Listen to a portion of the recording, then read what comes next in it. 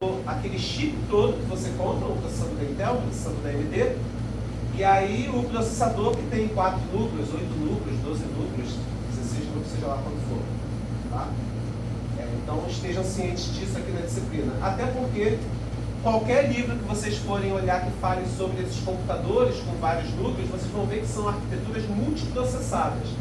Multiprocessadas, multiprocessador, unidade de processamento, né? Acaba fazendo mais sentido falar dessa forma.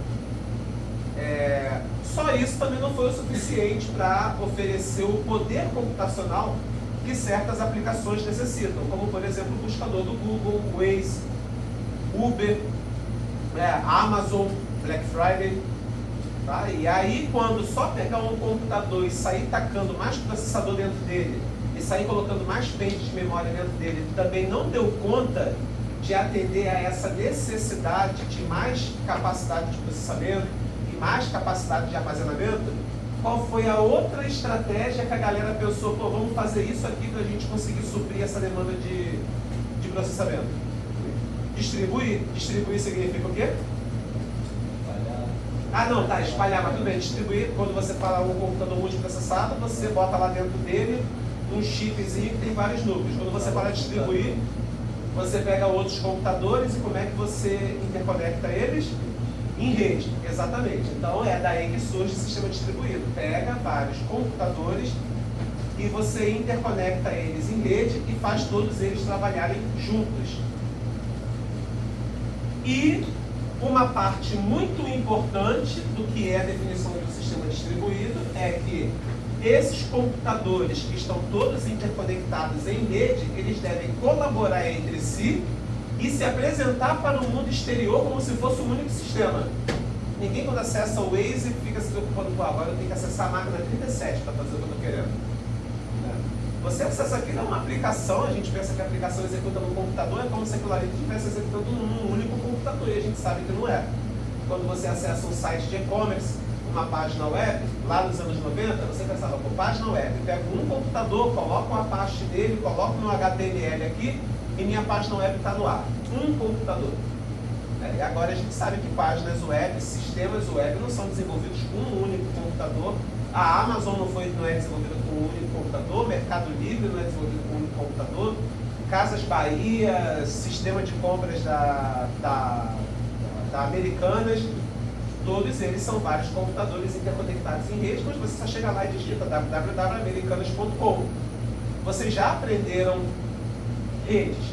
Vocês sabem que é americanas.com, aquilo ali é um nome que é resolvido por um DNS, que te gera um IP, e um IP é o endereço de uma única máquina. Mas não é aquela única máquina sozinha que está atendendo a sua requisição. De qualquer modo, parece para a gente como se fosse uma única máquina atendendo. Você nem tem a garantia de que toda vez que você digita americanas.com.br, você sempre cai no mesmo computador. Até porque se cair sempre no mesmo computador, imagina, aí tem 100 mil pessoas querendo comprar alguma coisa e um único computador para receber 100 mil requisições, né? E aí, como é que a gente faz agora? Tá? Eu só escrevo americanas.com.br, mas pode cair em qualquer um dos computadores que compõem aquele sistema distribuído. É esse tipo de coisa que a gente vai aprender aqui. Eu já ia falar, né? DNS distribuído, né? Load load balance, mas até o load balance ele não pode ser uma única máquina, né? Quando você pensa no load balance, você pode pegar 8 nós e transformar no load balance. E aí você tem um DNS que toda vez que você faz uma consulta dele, ele te retorna um endereço diferente do anterior. E aí tem várias políticas para escolher qual é o próximo, para garantir que até mesmo o load balance você não cai sempre no mesmo. Tá? Mas é o tipo de coisa que a gente vai aprender aqui. E eventualmente a gente acaba sempre caindo numa única máquina, né? Que você fala assim, tá bom, e o DNS? Aí você bota o IP dele lá direitinho, né? Para cair numa única máquina. Mas aí você consegue utilizar certos sistemas para, mesmo sendo uma única máquina, se o trabalho dele for bem simples, ele dá conta de milhões tranquilo. Ou você instrui as pessoas, olha, não usem todos o mesmo DNS, tá? Vamos cada um escolher um númerozinho diferente aí. Tá bom. O que eu marquei ali em negrito é o que é essencial para a definição de um sistema distribuído. Se sua resposta não tiver alguma daquelas partes em negrito, você não deu a resposta completa e você vai perder ponto por isso. Então, sistema distribuído, conjunto de componentes autônomos, significa que cada um ali tem autonomia para fazer o que quiser. Eles não estão competindo entre si, então eles colaboram entre si. E o mais importante de todos é, eles devem aparecer como um sistema único. Se não aparece como um sistema único, já violou nossa definição de sistema distribuído. Que aí já não é sistema distribuído, é só uma rede de computadores, uma LAN house. Você escolhe qual é a máquina, sabe qual é o IP dela, faz o que tiver que fazer com ela. O sistema distribuído tem que parecer que é um sistema único. Esse conjunto de componentes autônomos, a gente sabe que é um computador, mas não dá para falar computador porque nem tudo que vai compor um sistema distribuído é o que a gente conhece como um computador. Se eu pego esse laptop aqui, vocês consideram isso um computador? Sim. Isso aqui vocês consideram um computador? Ela já vai na nossa cabeça. Ninguém fala assim, eu queria um computador, qual? Eu quero um iPhone. Eu quero um Samsung A54. Ninguém vai comprar um celular na loja falando que quer comprar um computador. Então isso aqui, ninguém chama de computador. Vocês entendem que pra gente aqui, tecnicamente, funciona como um sistema computacional, mas isso aqui não é um computador. E aí, para a gente dar um nome genérico que serve para qualquer coisa, até para o smartwatch, até para aquela sua chaleira em casa que acessa a internet, ou para a televisão, ou micro-ondas, a gente chama de nó. Pronto, está resolvido. Mas sempre que a gente quiser falar um outro termo genérico também, que dê mais essa noção de que a gente está falando de um computador, sistema computacional. Sistema computacional também é legal. Sistema computacional, qualquer coisa que tenha processador, memória, dispositivo de entrada e dispositivo de saída. Inclusive, esses elementos básicos aí compõem o que nós chamamos de arquitetura de matéria de sistemas computacionais. Processador, memória, dispositivo de entrada e saída. Processador vamos chamar ali de unidade lógica aritmética, unidade de controle, memória principal, dispositivo de entrada e saída. Um cara pensou nisso em 1960 e disse, isso aqui é a arquitetura básica de um computador. E de lá para cá, todo computador que é construído, claro que com componentes mais modernos, mas tem esses 4 elementos, não tem como não ter. E quem foi esse cara e qual o nome que recebe essa arquitetura? Von Neumann, isso aí, a arquitetura de Von Neumann. Tá? Aí tem uns que falam, de Von Neumann, de Turing, tem outros que botam Von Neumann Turing, não quero entrar em polêmica com vocês não, tá? Mas classicamente a arquitetura de Von Neumann.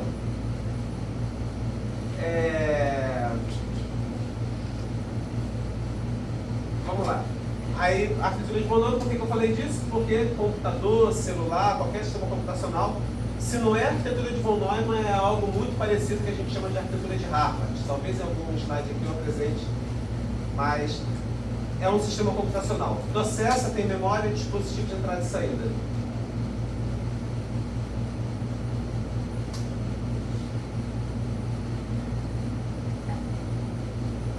Perguntas até agora? Vamos? Tá. A computação distribuída envolve projeto, implementação e avaliação de algoritmos que executam em processadores distintos e interconectados por meio de canais de comunicação. Aplicação em serviços web, telecomunicações, computação científica, controle de processos em tempo real. Tem muita coisa aqui que não é sistema distribuído, né? Computação científica, vamos lá, um exemplo que me traumatizou tanto que eu aprendi isso em 2003 e nunca mais esqueci até hoje, que é uma pessoa da matemática aqui, das brincadeiras aqui da gente já, previsão do tempo, deslocamento de nuvem, que você tem que resolver aquelas equações de métodos numéricos e aí tem que desenvolver os algoritmos para resolver as equações, porque a resolução da equação, que é uma equação em função do tempo, aí você diz, qual é o tempo? 24 horas depois, 48 horas depois, resolve a equação e ela vai te dizer, essa nuvem que está aqui, daqui a 48 horas, ela vai estar nesse lugar aqui, ela vai estar desse tamanho, ou ela está expandindo, ou ela está comprimindo.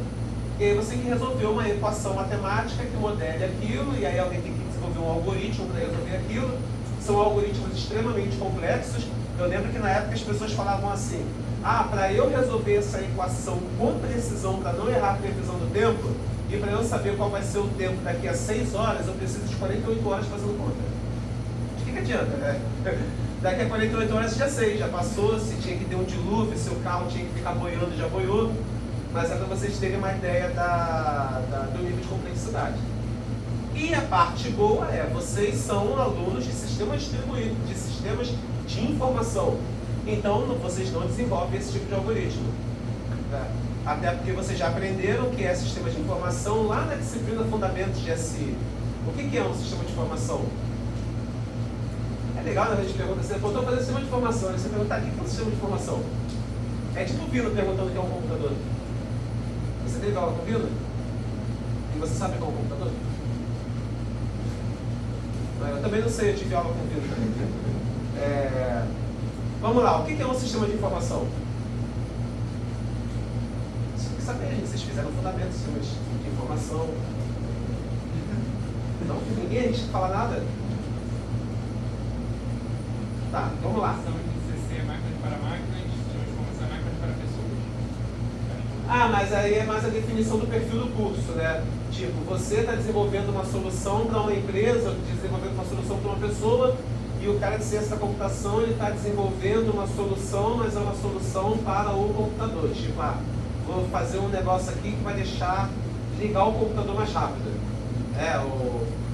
Ele vai ter maior capacidade de processamento, mas você não, você está desenvolvendo um sistema para o cara conseguir cadastrar lá os carros que ele vende, as cervejas que ele compra, esse tipo de coisa. Tá? Aí é mais a diferença do perfil do curso.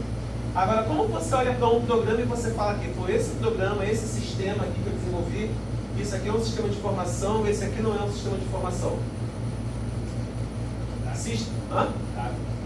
Dado? Quem falou dado? Você? Vamos lá. Dado, banco de dados, né? Geralmente quando você pensa num cara de sistema de informação, desenvolver um sistema de informação vai ter que ter banco de dados, até porque as informações vão ficar guardadas onde, né? Vai salvar no TXT? Vai salvar no binário? Não, né? Vai salvar no banco de dados. Bom, por isso vocês gostam tanto de banco de dados, né? Faz banco de dados 1, banco de dados 2, tópicos em banco de dados 3, tópicos em banco de dados 4, sistemas, bancos de dados distribuídos, que é a disciplina que o Daniel está dando nesse semestre. Que é uma enganação, tá? Você vai lá achando que vai aprender banco de dados, você aprende mais sistema distribuído do que outra coisa. Vamos lá. Sistemas de informação é caracterizado como um sistema essencialmente transacional, baseado em resgatar informação de algum lugar, processar essa informação, armazenar essa informação de volta ou retornar a informação para o usuário. Então, toda vez que você pensa em um sistema de informação, você pensa num sistema em que o cara chegou lá, logou, digitou alguma coisa, fez uma pesquisa, pegou o resultado e apresentou para ele. Ou ele chegou lá, logou no sistema, digitou alguma coisa, clicou em salvar, salvou aquela coisa do banco de dados. O que é assim? Facebook é assim, Instagram é assim, pegou, tirou a foto, foi, colocou lá, YouTube é assim, pegou o vídeo, colocou lá. Você é o cara que só desenvolve aquela infraestrutura para o cara conseguir salvar a informação e para ele conseguir resgatar a informação. Aí você pensa assim, pô, trabalhinho simples, né? Não quando é para atender 1 bilhão de pessoas. Como é o volume do Facebook, que acho que o Facebook e o Instagram que teve o recorde de 500 milhões de acessos, de escrita, comentário, né? Postagem, qualquer coisa assim. Acho que era 500 milhões por minuto. 1 minuto ou por segundo, um dos dois. Seja dado se foi por minuto ou por segundo, é 500 milhões, meu amigo. Você pode dividir por 60 que continua coisa pra cacete. E você tem que saber desenvolver esse sistema de forma que ele tenha um bom desempenho quando você for atender milhões de pessoas. Então não é uma tarefa simples. Mas que exige mais de vocês a arquitetura de sistema e banco de dados do que aqueles algoritmos malucos que vocês aprendem lá em estruturas de dados e PAG 2. Ou aqueles algoritmos de grafos.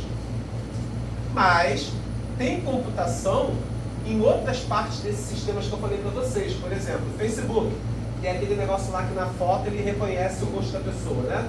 E diz, esse aqui é fulano, aquele é ciclano. Vocês percebem que eu dou exemplo com o Facebook, que eu sou velho, né? Que se eu fosse uma pessoa mais nova, falaria TikTok ou qualquer outra porcaria mais moderna que vocês usam.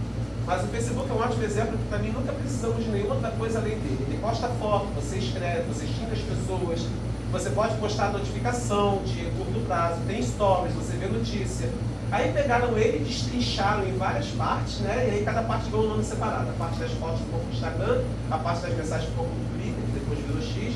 Então eu nunca entendi a lógica por trás da coisa, né? Mas, outro negócio, os filtros são bons, né? Filtro do Instagram, filtro do TikTok, que pega e deixa você mais bonito, deixa você mais jovem, borra a sua cara toda. Aquilo ali, aquele algoritmo, aquele programa que faz aquele efeito na imagem, aquilo ali não é sistema de informação. Quem é que desenvolve o algoritmo para aquilo? Computação gráfica, não é sistema de informação. Inteligência artificial, pegar e reconhecer, visão computacional, esse aqui é fulano, esse aqui é ciclano. Você desenvolveu o algoritmo que reconhece, sabe que esse aqui é você e aquele ali sou eu? Não, não é o que a gente espera de vocês. Você é o cara que pega uma função que se chama reconhecimento facial, passa como entrada do arquivo e ele posta como saída quem é. E você se preocupa com a parte de pega o dado, salva o dado, resgata o dado, modela o banco de dados. Tá? Então essa é a diferença entre um sistema ele ser de informação ou não ser de informação. O sistema de informação está mais preocupado com pega dados, joga dados no banco de dados, resgata dados do banco de dados, eventualmente você faz um filtro ali, porque você não vai pegar aquela informação toda. É esse que é o escopo, é esse que é o mundo do cara de sistema de informação.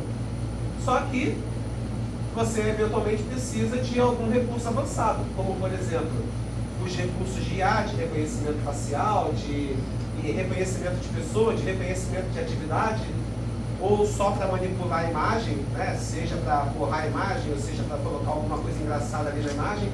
Não esperamos nenhum de vocês desenvolver o algoritmo que faz aquilo, mas que vocês usem. É o que vocês fazem na maioria das vezes, né? Todo cara que se diz assim, não, eu sou desenvolvedor de IA, o cara na verdade sabe usar o Python. Aí pega o Panda, pega o PyTorch, só chama umas funções ali que ele nem sabe exatamente o que a função faz, passa uns parâmetros do jeito que ele viu no Stack Overflow ou no ChatGPT, aí reconheceu, e cara, agora reconheceu, está funcionando, né? Se funciona para 1, funciona para 10 milhões, né? Essa aqui é a premissa, né? Mas vocês não desenvolveram aquilo, vocês só estão utilizando. Ou se você estiver desenvolvendo um sistema multimídia, que você vai pegar, vai catalogar todas as aulas gravadas do professor da universidade, você só é o cara que pega o arquivo de vídeo e salva. Você não é o cara que desenvolveu o algoritmo para gerar aquele arquivo de vídeo. Mas tem, né? São os códecs, né? Todo mundo aqui entende o que é códec? Todo mundo já assistiu algum vídeo que não deveria estar assistindo porque não tem os direitos autorais, né? E aí você vê assim, você não tem um códec para abrir isso, aí você vai e instala o códec. O códec é o quê? É o programa que entende como descompactar aquele arquivo e transformar aquilo em imagem. Até porque pegar um arquivo e transformar um arquivo de vídeo, é só você pegar um monte de imagens e aplicar algum algoritmo de compressão. Algoritmo de compressão, zip, né? Todo mundo já ouviu falar em zip na vida, possível não ter falado. Pega um arquivo grandão e transforma pequenininho. Você tem uma sequência de imagens, quantas? 60 imagens por segundo, em 1 minuto, 3.600 imagens. Pô, em 1 minuto só, 3.600 imagens. Você tem que compactar aquele negócio ali para caber em 2 megas, 3 megas. Então, o códec de vídeo é nada mais, nada menos que um algoritmo de compressão. Mesma coisa para áudio. Vocês sabem que quando comprime muito áudio, perde qualidade, parece até um monte de latinha batendo, né? E aí quando você fala assim, não, eu quero o áudio com a melhor qualidade possível, aí você pega um algoritmo que não comprime, é compressão sem perda, para você pegar todos os detalhes. Músico normalmente não gosta de ter áudio com compressão, porque ele tem um ouvido muito apurado, consegue pegar cada detalhe. Né? É o que eu digo, quanto maior a sua capacidade de perceber a diferença entre as coisas, mais cara é a tua vida. O pobre fica muito feliz com aquele 128 KB ali, aquele fonezinho de ouvido de R$20. Aí não, teu ouvido é muito apurado, você precisa de uma caixa de som que custa 20 mil euros. A mesma coisa é paladar, quem tem paladar muito apurado tem que comer no lugar caro. Se você não tiver um paladar muito apurado, qualquer podrão é gostoso.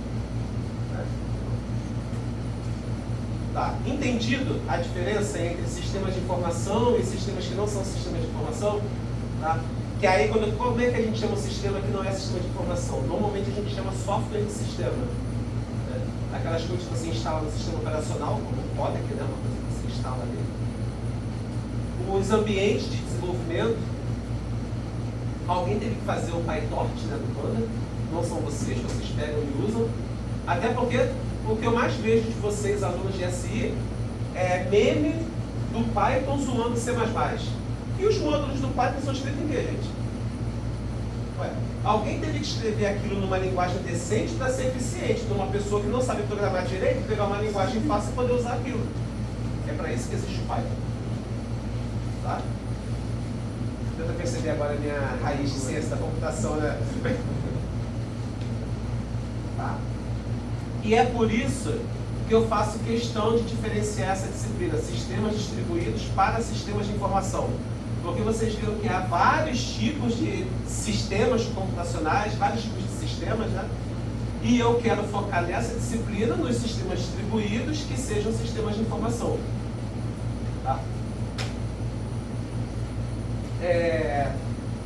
Principais características. A diferença entre os componentes, o modo como estes se conectam e o local onde o armazenamento e processamento de dados ocorrem estão em grande parte ocultas do usuário.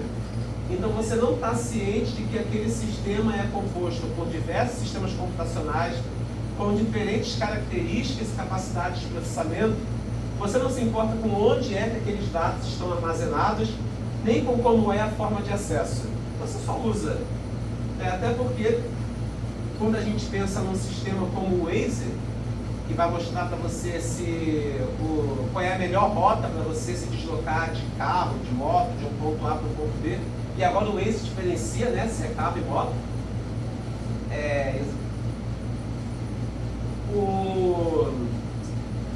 Aquilo não é composto apenas pelo... O Waze ele não é composto apenas pelo aplicativo que está rodando no seu celular e o servidor. Se for só o seu celular e o servidor, vamos dizer que eles usam lá a nuvem da Amazon para implementar, né, mãe? Então vamos lá. Só o celular de uma única pessoa com o Waze instalado e o servidor, né, lá em algum lugar, e nada mais. Só existe um celular conectado ao sistema Waze. Teria como o Waze funcionar e dizer qual é a situação do trânsito? Porque está faltando o quê? Que dados? Que são necessários para quê? Os dados dos usuários dispositivos? Para calcular se está congestionado. Cada um de vocês, quando está usando o Waze, você não é só um usuário, você é parte do sistema. Sem você, o sistema não funciona.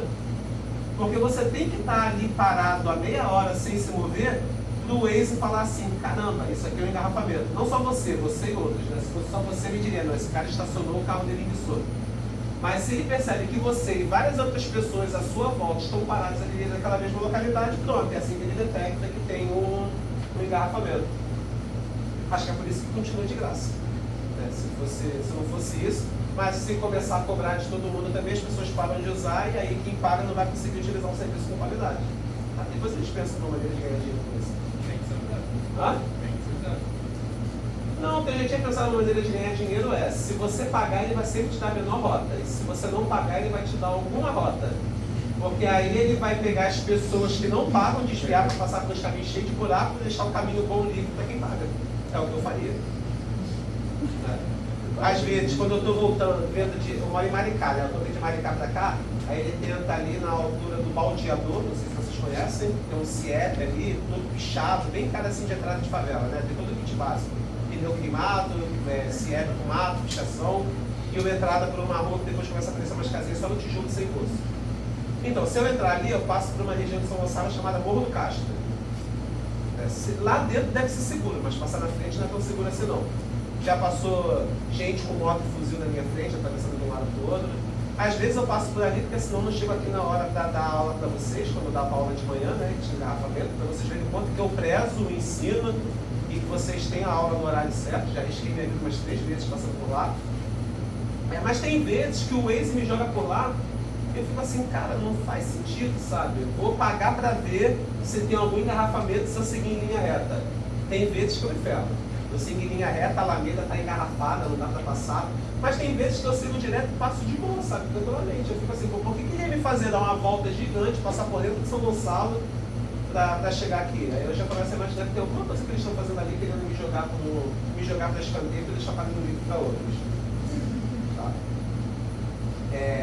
Mas tudo bem, voltando aqui para o tópico. O sistema Waze em si, ele não é só o servidor. Não é só o servidor que tem um algoritmo lá super esperto, que calcula para você a menor rota e tal.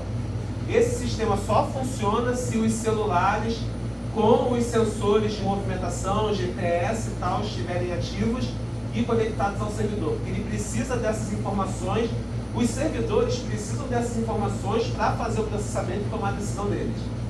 Aí a gente pensa, vamos pensar no desenvolvimento do Waze. Sistemas de informação, o que vocês podem fazer?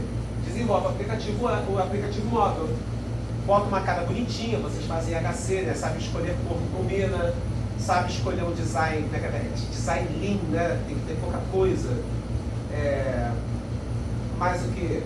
salvar as suas dados de login, né? Coloca ali seu usuário, senha, faz o login no sistema, salvar alguns dados locais ali dentro do próprio dispositivo, que se a internet cair, pelo menos o mapa está armazenado ali. Não é você que vai desenhar o mapa, não. Não, quem envolve essas partes de, geofísica, coordenada, latitude e longitude, vocês não conseguem nem calcular o seno de um ângulo, como é que vocês vão querer? Nem gosto de trigonometria, por isso que o cálculo de vocês é cálculo de criança, já viu? Complemento de matemática aplicada, porque não tem a parte boa da matemática, que é ângulos, seno, cosseno, tangente, secante, cossecante. Aí você bota E elevado ao cosseno de x ao quadrado e você tem que resolver a derivada daquela porcaria, integral. Aí vem coordenadas polares, que eu já nem lembro mais o que é, vocês nem aprenderam, né? Graças a Deus. Volta e meia tem uma pessoa que fala assim, vou fazer o cálculo de engenharia. Teve um aluno que falou, não, eu quero fazer o cálculo de engenharia, que eu ouvi falar que ele é um cálculo que vê mais conteúdo, eu queria ter uma base maior. Ele foi e fez, ele foi reprovado, né? Aí ele voltou e falou, eu fiz o cálculo de engenharia e conheci um mundo que eu nunca queria ter conhecido. Alguns outros gostam, tá? Teve um agora mesmo que foi se inscrever, mostrou o plano de estudos para mim, eu falei, você está ciente que você está escolhendo o cálculo de engenharia, né? Ele falou que estava. Vamos ver daqui a 6 meses o que ele fala. Tá? Alguns de vocês gostam, tá? Alguns de vocês escolheram SI mais porque é noturno do que por aversão à matemática. E escolhem fazer, e eu estou liberando lá vários para vocês fazerem. Mas de 60, 5 no máximo. A grande maioria prefere fugir da matemática como o diabo foge da cruz. E aí, para você lidar com o mapa, é melhor já ter uma funçãozinha lá pronta, que você só coloca assim, ó, essa aqui é a coordenada do ponto A, essa aqui é a coordenada do ponto B, agora me diz qual é a menor distância. Ele vai e cospe a distância para você. E aí, o cara de ciência da computação vai fazer essa parte, né, de implementar essa função que vai calcular a menor distância, ou o caminho mais rápido, ou o caminho que não passa por favela, também é importante, né, às vezes o caminho que não passa por favela é um caminho maior. E aí é o que geralmente vocês aprendem na disciplina de grafos. O curso de ciência da computação tem uma disciplina inteira de otimização em grafos. Vocês aqui viram só um tiquinho de nada de grafos e estruturas de dados, não foi? E gostaram de aprender grafos, aquele tiquinho ali? E olha que é só um tiquinho, tá? É exatamente isso. Uma minoria gosta, a grande maioria não gosta. Porque ali você aprendeu a representar um grafo e você entende o que dá para fazer com ele. Se você representa um mapa como um grafo, cada nó é uma cidade, e cada aresta que liga são as estradas que você tem para percorrer, aí você só coloca pesos ali, o peso pode representar, por exemplo, quão congestionado está aquele caminho, ou melhor, qual é a qualidade. 100 significa está ótimo, 0 significa não dá para se mover. E aí você escolhe o caminho que maximiza ali, né, o somatório do... Tá? Então, aí você tem algoritmo para achar o menor caminho, achar o menor caminho, o caminho que passa pela menor quantidade de vértices. O pessoal de ciência da computação que brinca com isso. Vocês aprendem o mínimo para ter uma noção do que é, para que serve. Mas no fundo é como o Rafael falou, vocês são os usuários. Você entende como é aquela representação e entende como usa, né? Às vezes você tem que entender um pouquinho de como funciona só para você saber usar direito. Igual a autoescola, que te ensina onde é que você coloca óleo, onde é que você coloca água, porque senão daqui a pouco você está misturando as coisas e o carro está fazendo motor, né? Mas não é para te formar um mecânico. Mas, pô, saber completar a água, saber completar o óleo, saber trocar o pneu não vai te transformar no mecânico, né? Nem no engenheiro mecânico da Fórmula 1. E vocês aprendem aqui um pouquinho para conseguir usar, mas não o suficiente para ter que desenvolver essas coisas. Sistema multimídia, ninguém vai esperar de vocês que vocês implementem um código que vai comprimir um vídeo. Né? Não é o escopo do trabalho de vocês, até porque não tem nada de computação gráfica no curso. Né? E nem é para ter, tem que aprender matemática para isso. Vocês não gostam? Quem gosta faz ciência da computação, né? Tá. Os usuários e programas podem interagir com o sistema distribuído de maneira uniforme, consistente, independente de onde a interação ocorra. Nem sempre é assim, mas é ótimo, né? Quando você interage com o sistema, seja pelo celular, seja pelo tablet, seja pelo computador, e ele funciona tranquilamente. Inclusive, boa parte do atendimento que eu faço para vocês, quando vocês entram em contato comigo como coordenador, é pelo celular. Eu já abro ali o aplicativo do Gmail, até porque a maioria das vezes eu posso dizer, não, você não pode. Esse é o meu trabalho. Posso fazer estágio sem ter blá blá blá? Não, não pode. Posso puxar 10 disciplinas? Não, não pode. Posso fazer prog 2 sem ter prog 1? Não, não pode.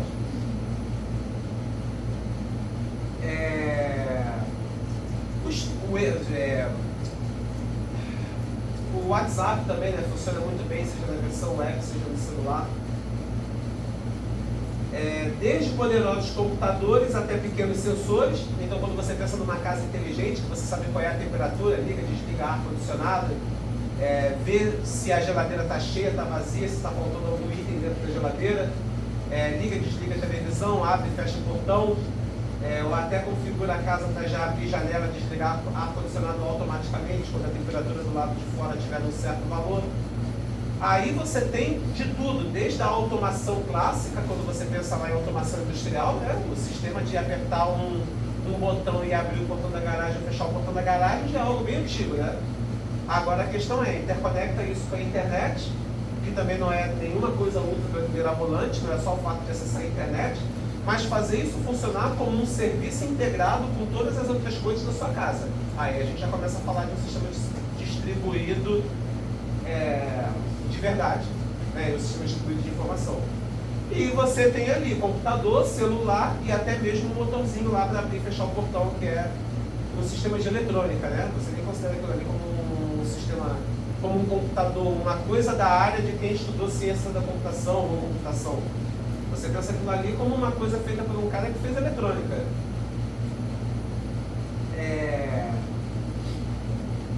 E sistemas distribuídos devem ser fáceis de expandir e escalar. Seu sistema distribuído tem que ser tal que hoje eu tenho 10 milhões de usuários e eu dimensionei que para atender esses 10 milhões de usuários eu preciso de 100 máquinas. O sistema distribuído composto por 100 nós.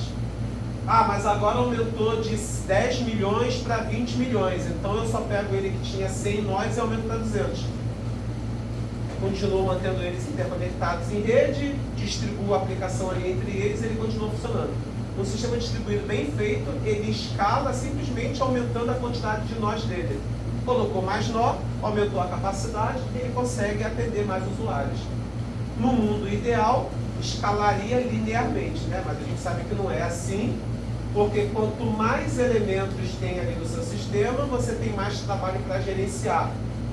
E aí o custo para gerenciar acaba cobrando uma certa penalidade.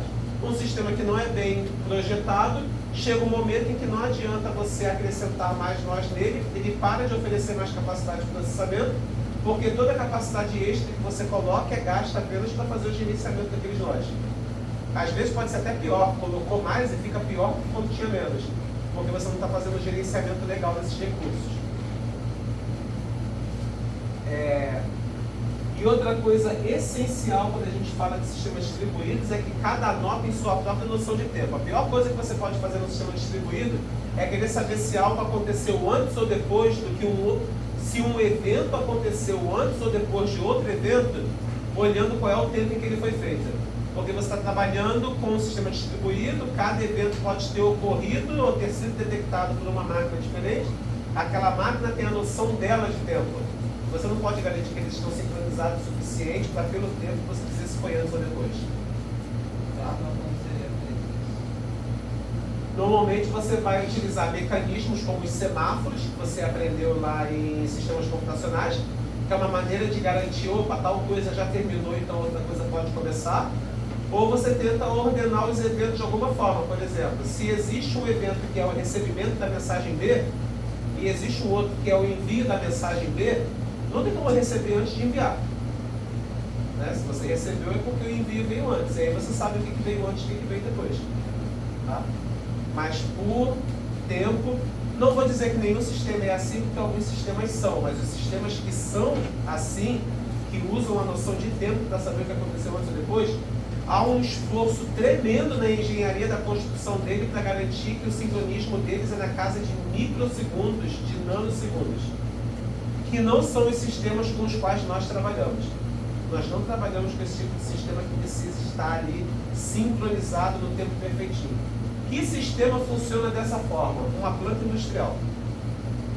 Redes industriais. Você tem lá uma caldeira, um negócio lá derretido a 1500 graus de temperatura, e eles utilizam redes mesmo, como redes de computador, né?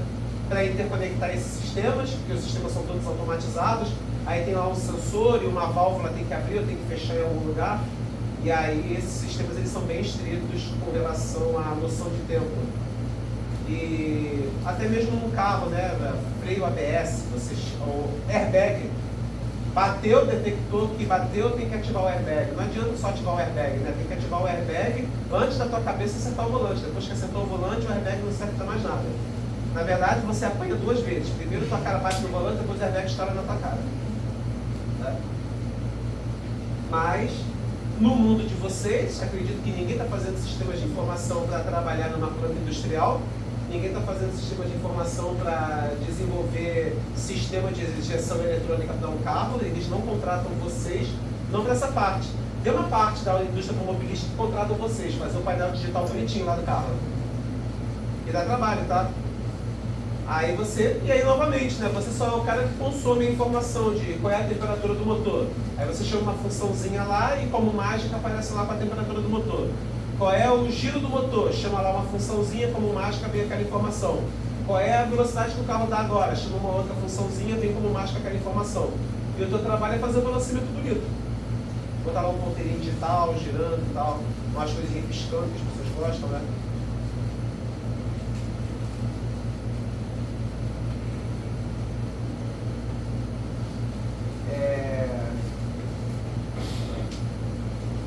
Tá legal. Outra característica de sistemas distribuídos, os nós membros do sistema alteram dinamicamente. Novamente, o exemplo do Waze é ótimo para isso, né? Porque eu ligo, vou para casa, chego em casa e desligo. Por um tempo eu fiz parte do sistema, depois eu parei de fazer. E ainda assim, o Waze continua funcionando e continua sabendo se a rua está engarrafada ou não. Porque eu já passei por ali, mas outras pessoas estão passando naquele momento.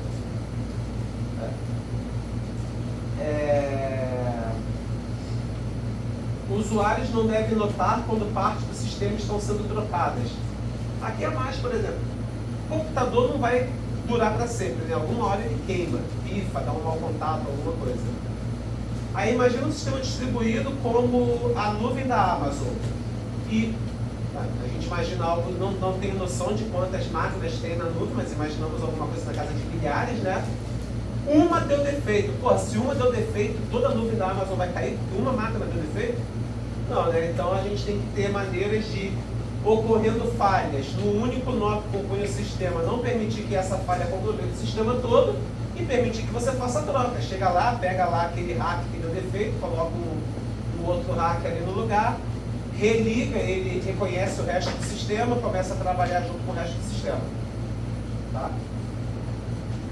Tem que ter também a tolerância à falha, né? Aquele nó que deu defeito, quando ele deu defeito, podia estar realizando um processamento de algum cliente.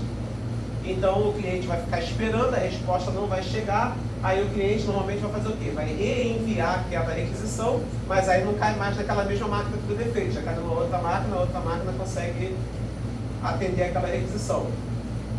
Por isso que replicar é importante, porque se só uma máquina conseguir atender a requisição, se der defeito nela, aquela parte, pelo menos, do sistema não funciona mais. Quando você replica, na falta de um, tem outro para atender.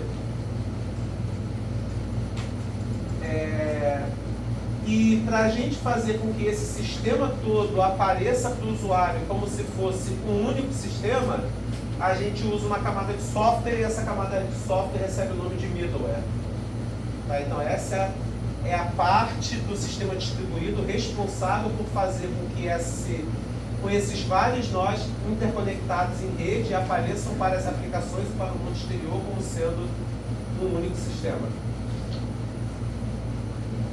Tá? Acho que isso é o suficiente, né? Já foi 1 hora de informação para deixar vocês desnorteados o suficiente. Já viu o pessoal começando a olhar para baixo, mexer no celular, conversar com um colega. Normalmente esse é o sinal de que o cérebro de vocês já está saturado. Então, vocês agora já têm pelo menos uma mínima noção do que é que a gente vai aprender aqui. Vocês já têm uma noção do que é um sistema distribuído. E vocês já aprenderam o que vocês deveriam saber já há muito tempo, que é o que é um sistema distribuído. Para não formar e não saber nem dizer o que é que você faz, né? Depois de 4 anos estudando aquilo. Tá bom? Então, a gente se vê na quinta-feira, tá? E aí a gente dá continuidade a essa... É verdade, quarta-feira. Tá vendo que eu estou desnorteado também? Algum dia eu não vou aparecer aqui na segunda-feira e vou aparecer na sexta, vocês vão ver. Porque essa disciplina sempre foi quarta e sexta. É a primeira vez que ela está sendo segunda e quarta. Pra mim, né? Tá bom? Valeu então, pessoal. coisa